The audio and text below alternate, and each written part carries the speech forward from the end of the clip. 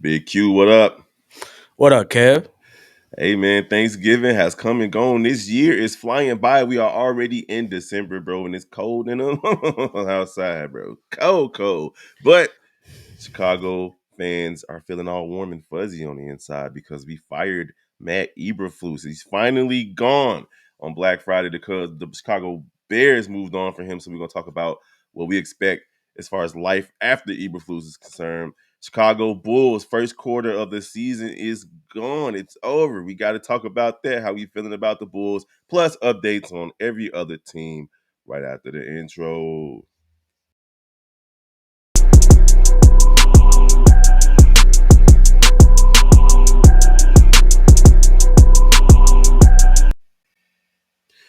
All right, good morning, Chicago sports fans. Welcome to another episode of Chi-Town Sports Central. It's your boy Big Kev. We got Q in the building. And listen, I'm still full. I'm not like y'all. I still eat leftovers until they gone. I don't just give up on leftovers 2 or 3 days later. I'm gonna eat them till they gone. You feel me, Q? Yeah, man. I swear I had to ask for as much as possible for the next few days. Get all my ham, all my mac and cheese. You got to be ready, prepared. But yeah, it was good Thanksgiving. Got to spend time with the family. Got to enjoy the Bears losing another game that I thought they could win. But it was a good day. I'm happy you got to spend time with the family. Everybody got to have a good day with their loved ones. But we back at it. Yeah, man.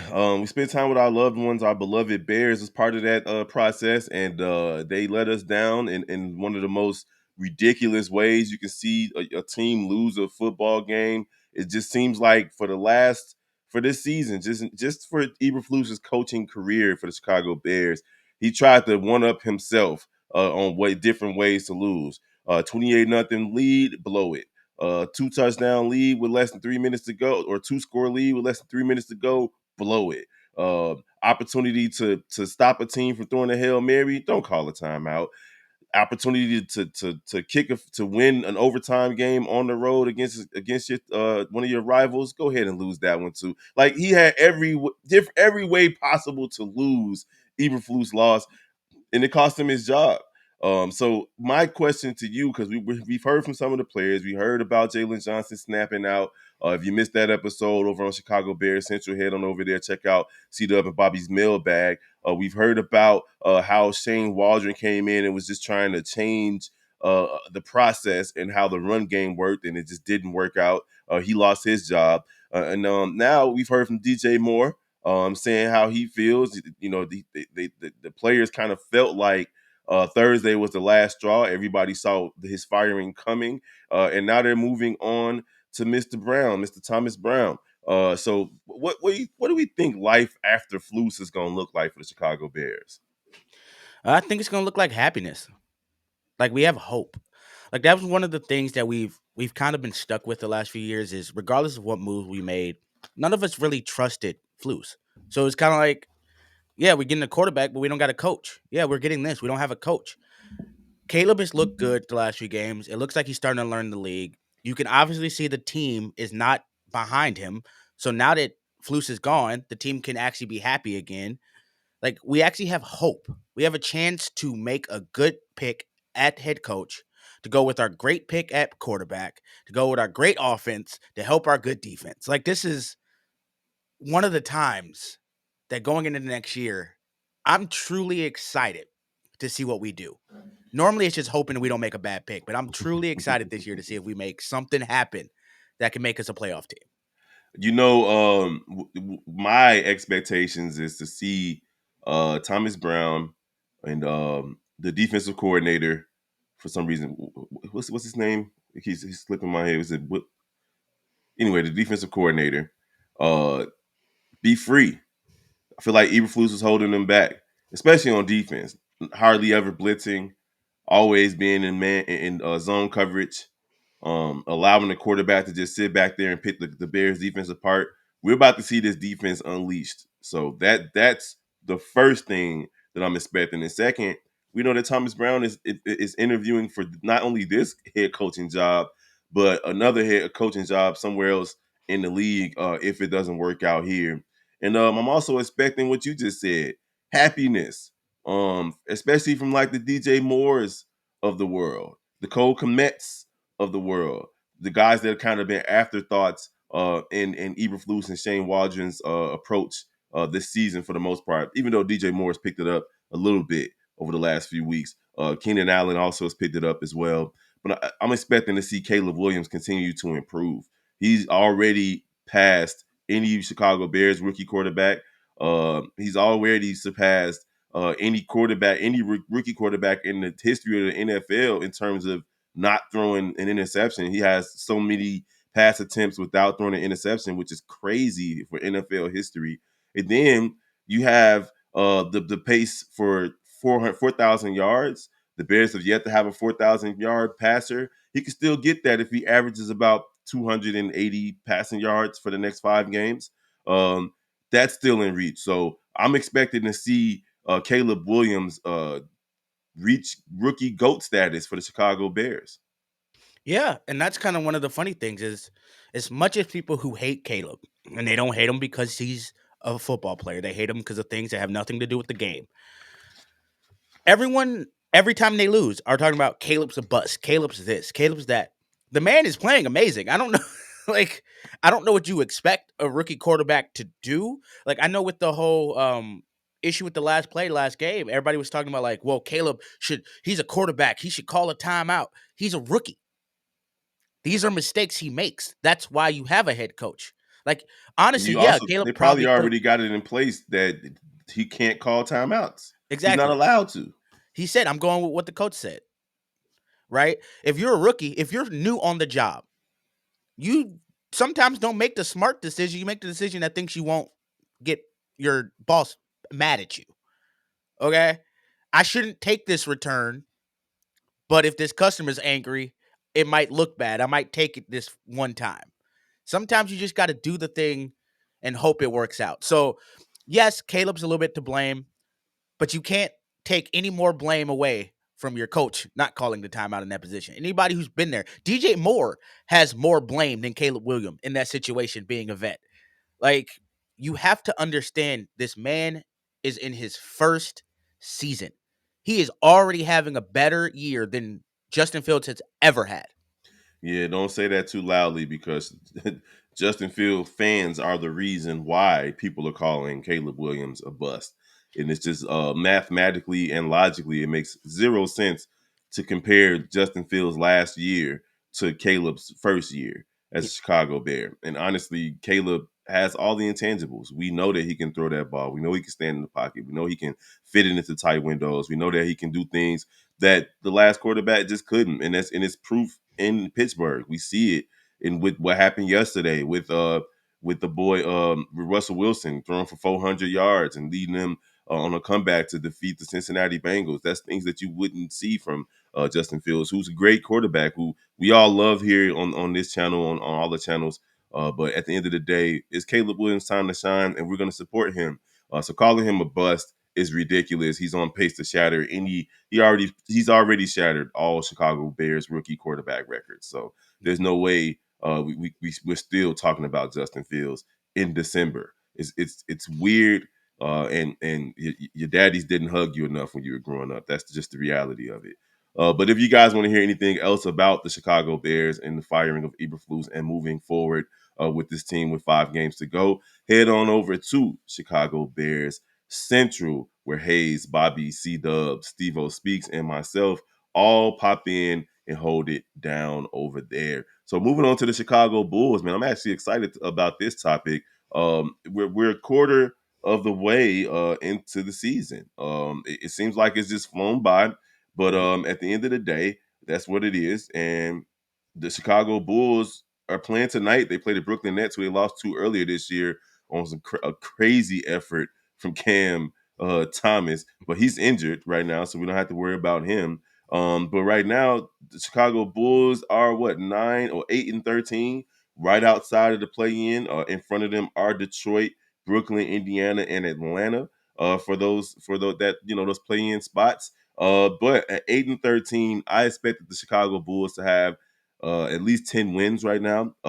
For for whatever reason, bro, they're 2-7 at the crib, 6-6 on the road though, and their defense is just terrible. They're giving up 125 points a game.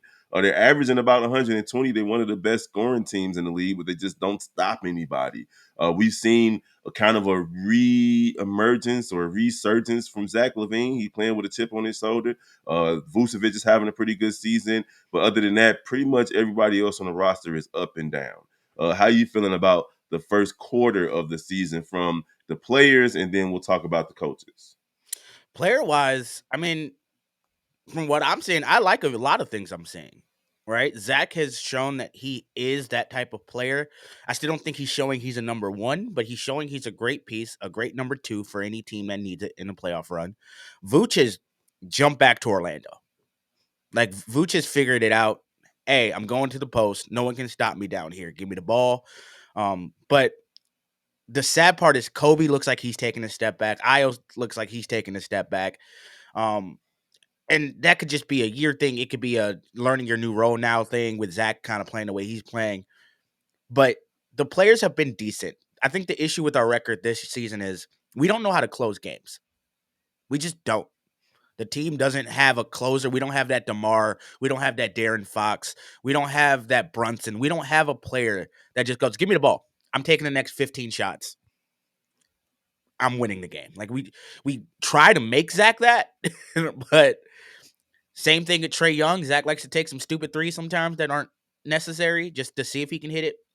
But yeah, the players overall have been up and down. I'm just excited that we've seen our young players really make a big step. Dalen Terry this year has shown that he has an enormous upside.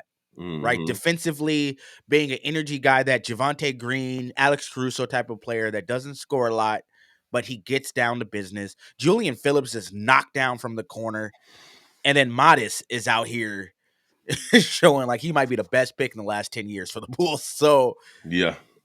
I mean, I'm excited.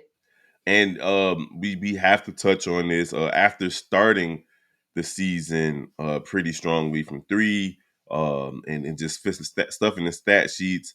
Josh Giddey, man, defensively, he is like, this is I hate to keep bringing this up, but they had an opportunity to get some picks back for Caruso, if not from OKC, from other teams. And they decided to just take Josh Giddey and bet the farm on him and give up all the defense. And that's what's really missing from this Bulls team, because we didn't just lose Caruso in this past offseason. He was important defensively. We also lost DeMar DeRozan. He wasn't that good defensively, but we lost him. And then we lost Big Woo. And what's his name? Uh He's Javante playing. Green. Yeah. Green, right? Yep. Devontae. There we go. He's out in New Orleans making a difference. And when you lose that type of defense, it shows.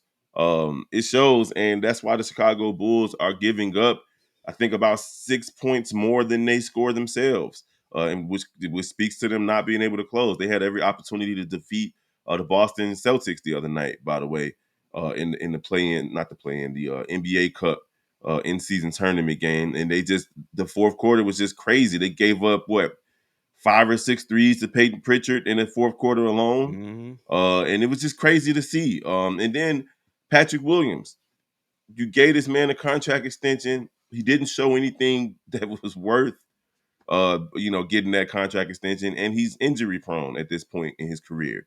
He's always hurt. He's always missing games.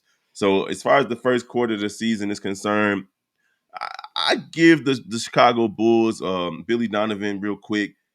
He's he's shown some improvement as a coach, but not enough for me to be like, oh, I'm happy he's the Chicago Bulls coach. Yeah. And so I give them a C minus, Yeah. um, simply because we've seen them scrap and claw to get back into games, win some games that they should have lost, and frankly, they're a good team on the road. But you cannot be 2-7 at home. That's just terrible. That's crazy. I don't think I've ever seen that where a team was this much better on the road than they are at home. Yeah. But I mean, I would give him about a B. I think Billy plays a lot with the defense end. Like the game with against Boston, we were shooting well. The issue is they kept switching Vooch, and Billy just wouldn't sit down and say, "Don't do it." Like that's an Hey, easy. They're as a 5 games coach. under they're 5 games under 500. That's not a B, bro. Right. That's But my thing is, if we're grading the players, I feel like the players' offense has looked good. The defense looks terrible. But a lot of that is Billy doesn't know how to make adjustments on the defensive end. Like that Boston game showed it. If we play defense well that game, there's a great chance we win it. The reason Boston kept getting open is because every time they would come down, run a pick and roll, switch Voos onto a guard. It would keep happening. Halftime comes. We still don't change it. And now he's out here guarding Jason Tatum, Pritchard. He's part of the reason Pritchard went off. They just mhm. kept switching him on to Pritchard to be like, yeah, you can go ahead and take Vooch. Vooch ain't going to guard you. Like, as a coach, you have to sit down and be like, hey, we're not switching this anymore. Stop it. You're the coach. They're listening to you. Like, I don't think these players are continuing to switch knowing Vooch is about to get cooked every time because they want to. Right. It's in the game plan. So it's hard to blame them sometimes for defense when your defensive scheme is like everyone just picks on us. They go after Giddy, they go after Vooch, and we don't do anything to fix it. We just keep letting them do it over and over again and hope that it won't work. Yeah, I think somebody else is responsible for the defense though. One of the new assistant coaches is responsible for the defensive schemes. Let me see what's his name. Wes Unseld Jr. There you go. He's responsible for the defense. And Yeah. so that plays I think that plays a role in it more so than Billy Donovan himself. But you're right. Defensively, there has to be a schematic change. But I can't give a team that's 5 games under 500 at the crib anything higher than a C. Like I can't do it. Like But are we you're giving the losing team the grade or the players? the team. I'm talking about the entire team. It's the Oh, players and the yeah. coaching staff and the execution. A team that has Kobe, even Kobe White, he's part of the players. Iota Sumu, the fact that both of them have taken a step back this season, even though Kobe's still averaging about 18 points a game, it's just not enough for me. I'm a disillusioned Bulls fan right now. Like I don't expect anything from them coming into this season. I expected them to at least be better than the 29 and a half over under that they had. And they're on pace to do that. But I don't expect them to do much of anything. Even if they make the play in, it's like, oh, well, whoop de doo. Billy Donovan is a play in coach. That's it. They make Yeah. the play in every season. So this first quarter of the season, they get a C minus from me. I respect you giving them a B. I just can't. 2-7 at home, regardless of the inefficiencies at coach. It's just bad. As players, you got to have more pride than that to get a win at the crib, bro. You Yeah. got to. Let me correct it though, because I was giving the players a B. Mm-hmm. So like if you're talking the whole team, that's a D. The coaches, the coaches on this team don't know how to coach basketball. Like that's where and it is Wes Unseld Jr.'s fault, right? Because he does run the defense. But for me as a coach, you are the leader of everyone. It's the same thing that happened with Flus. It doesn't matter who else is running things. If I'm watching the game, it's like Stacey King is sitting here at the game talking about they need to stop doing the switch. Mm-hmm. Billy's seeing the same thing. You telling me Billy can't go to West and be like, hey, we need to figure something out. We not switching no more. Figure it out. Mm-hmm. No, he just sat there like, oh, Vooch, you got it. He watched Vooch on a switch like he's his son, and he just trusts him at every play. And another thing that they do, like in that Boston game, Vucevic was killing in the first half, and they just stopped going to him. Yep. I hate when they do that, bro. You got to keep feeding Vucevic. You have to keep feeding Vucevic. And see, for me, that's a coach thing. You think Pop is sitting there going, guys, just shoot the ball. No, he's give the ball to Wimby. You can go sit down if you don't want to do that. Right? You think you think the Heat are sitting here letting people not go after mismatch? Nah, come sit on the bench. You ain't gonna play the way we play. That's the thing. The Bulls don't have an identity of teamwork. It's hey, get the ball at the top, run a pick and roll, hope it works out, see what'll happen. I feel like they know Billy's not going to bench anybody for anything. You need a coach that will sit down and be like, I don't care who you are. If you don't want to play right, you can come sit down. You know what, Kobe, you're not playing with THT. Go out there. You scoring. Go take his minutes. You want to play Kobe? You're gonna have to step it up. That's just how it is. I don't care how much money Mhm. we paying you. We trying to win. If we're trying to win, now if we are trying to get a pick, we doing exactly what we need to do. Play well and lose just in time to keep that pick. I'm not really sold on your boy in from Duke right Oh, I now. don't want him. I don't want him. He's just modest 2.0. Yeah, I'd rather go get one of these athletics, Ace Baileys, or Yep. one of these younger cats, one of these other cats out there. Because from what I'm seeing from Cooper Flag, it's just not enough. Like he was dominant in high school. He's athletic. I'm sure all those things matter, but they kind of just put him at as the heir apparent before he's shown anything. Against higher competition. And Duke then already lost a few games. I mean, he's gonna be a great player, and I've said this before. Cooper's gonna be great, even if he was even better, right? And he was showing out right now. Why would you draft him and then have him and Modest both just sitting there and you trying to figure out who's the better player, but they both can't play fully, right? You need to Modest can play. Hmm. Find another position because what's going to happen is you're going to draft Cooper, and then it's like, oh, Cooper, you get half the minutes. Modest, you get half the minutes. Both of you got to think about coming out if you mess up. Now you're not playing freely. Now you making mistakes. You're not growing right. Like you can't stop someone's growth unless you're gonna move Modest or Coop to the three, Hmm. and like this team's Hmm. just gonna tank and be like, we just going all. We just lost your mic. We lost your mic. Oh, there you go. That But good? yeah, I feel you. They're not going to tank. That's just not what this team does. They want to make sure that they put butts in the seats and get people to come to Yeah. these games because that's just how Jerry Mr. Burns runs the organization. So yeah, I mean, again, it's been at least watchable first quarter of the season from the Chicago Bulls, and that's pretty much what we can hope for. Is a team that's going to go out there and compete, but we need the coaching staff to step it up, and we need some of the players that we're depending on in the absence of DeMar DeRozan to do their part consistently, and that's all we're asking for. But shout out to the guys who've shown up. Smith was a great signing, by the way. Yep. He was a great signing. I think he relies on the three just a little bit too much, but Yeah. other than that, he's been a godsend for the Chicago Yeah. Bulls, I don't know how I especially feel about my center taking step back threes. I yeah. don't. Them uh big old goggles on. Like you can't see that well, my guy. Relax. All right, if you guys want to hear anything else about the Chicago Bulls, head on over to Chicago Bulls Central with Hayes holding it down over there for the gang. And any live calls you can check out on the Shy Bulls podcast with C Dub and Bobby. And of course, daily updates on both channels. All right, moving right along to the Chicago Cubs. Hey, these guys made a move this morning in signing Matthew Boyd to a contract, a 2-year contract that's I think about $30 million. And frankly, I like the move. I like the move. He played with Cleveland last year, coming back from Tommy John surgery. Played 8 games last season and got 46 strikeouts in those 8 games. Definitely worked on his changeup.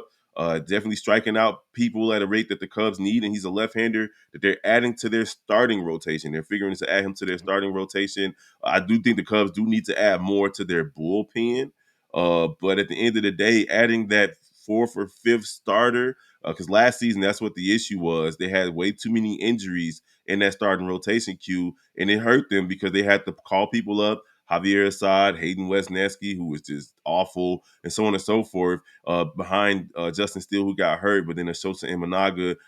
So you got now it's looking like you're gonna have Justin Steele, Shota Imanaga, Javier Assad, and Matthew Boyd as your main starters, and now it's time for them to focus on that bullpen. Yeah, I mean, pitching is important in baseball. Absolutely. It's if you ain't got pitching, it don't matter if you score, 4 or 5 runs if the other team scores 7. So it's one of those games where the goal is trying to get as little runs as possible out there. So pitching is your star piece. So to get somebody who's gonna add to this pitching rotation is gonna help you continue. If you do get an injury, you got somebody who can just step in, keep the ball rolling. It shows that they're trying to make some good moves right out the gate to strengthen parts of this team that need to be. you know, locked down. 2 years, 29 million isn't bad, right? I I'm just like I said, I got to keep watching. The Cubs look like they're trying to do the right thing, but I'm a Chicago fan. I've gotten to a point. I'm done trying to get excited because whenever I get happy, No, he like there's no reason not to get excited about the Cubs because no, because every they time I get happy, no like they're something happens. the Cubs were a couple of tinks here, couple of little bit of moves there from being a playoff team last season. Yeah, They had major injuries at pretty much every position on this team last year. The bullpen didn't even start doing their job until like the middle of July, and then your bats didn't wake up until the beginning of August. And so it's like you're talking about 3 or 4 months into the season at that point, and they made so much headway that it looked like they were going to maybe push themselves into the playoffs. They at least put themselves in the playoff conversation in August, and it just fell apart in September when they started getting a couple more injuries, and they just went out with a whimper. I think Craig Counsell, Jed Hoyer, and company are out there trying to make sure that this team is a 90-win team. And you can't it starts you're right, it starts with pitching, but there's no way they're going to win 90 wins if they suffer the type of injuries. Like Justin Steele got hurt on the first day of the season mhm, last season. So what I'm seeing from the Chicago Cubs now with the moves that they're making, and of course they're going to have to make a couple of more moves with adding some extra bats. They let go of a few players right before the Rule 5 draft situation. But then listen, they need some bullpen help. They need somebody that's going to be able to come in and be a solid closer. I already know they still got Alzolay and they still got Hodge, but they need somebody that they can really depend upon in that middle relief. And maybe this guy's going to come in and do that, but he does have to stay healthy. His best season was with the Detroit Tigers, in which he had, I think it was 20. What year was that? Uh, 2021. it was a year where he had 236 strikeouts. I think it was 20 2019. Yeah, because he got hurt in 2021. Yeah, he had Yeah, a certain. 238 strikeouts in 2019. And then he's been injured ever since 2020, 2021, 2022, 2023. But then he had a nice bounce back with Cleveland in only the 8 games that he played, of course. But 46 strikeouts in 8 games is crazy. Um, Yeah, you know, but it's Chicago. So with our luck, he'll come in and get injured and be gone the entire year, and it'll be like we just paid this man for nothing. Like Chicago is cursed. Man, I'm gonna have hope. I believe the Cubs are the one team that we can really expect to take a step forward next season and give us something to root for, as far as maybe a playoff team. So yeah, if you guys want to hear anything else, head on over to Chicago Cubs Central. My boy Big Mike is holding it down with content over there. Yeah, man, we'll just briefly touch on the rest of the squads. Not much going on with the White Sox. They still haven't traded anybody. Garrett Crochet is still on the trade block, so is Luis Robert Jr. It's almost like the White Sox thought they had more leverage than they do, and that's just a very White Sox thing to do. But I wouldn't be surprised to see both of those guys on the roster next season. The Chicago Sky, Angel Reese reached 100,000 subscribers on her YouTube channel, so shout out to her Mhm. for that. And then the Chicago Blackhawks, they surprised us over the weekend, got a big win over the Dallas Stars, 6-3, and then they got whooped on right after that. But they do play tonight. Did they play the Toronto Maple Leafs tonight? So that's going to be fun. So if you guys want to hear about anything else from those guys, those channels, head over to Chicago Sky Central, Chicago White Sox Central, or Chicago Blackhawk Central to get your updates over there. All right, Q, you got anything else for the people? Just take it day by day, pray a little bit, and hope that your team can do something to make you happy. Pray a lot. We definitely need it. It's cold in Chicago. You got to pray for some warmth, Also, man. comment on the videos. We see y'all watching them. Oh yeah, you watching? Say something. Why not? Why you lurking? You know what I'm saying? Is it all ex girlfriends in the video in the watch section? Q. I don't know if that's a light skin joke or not, but we Oh man! All right, y'all. For Steve O Speaks Q, it's your boy Big Kev. We're gonna holler at you guys next time. Peace. peace.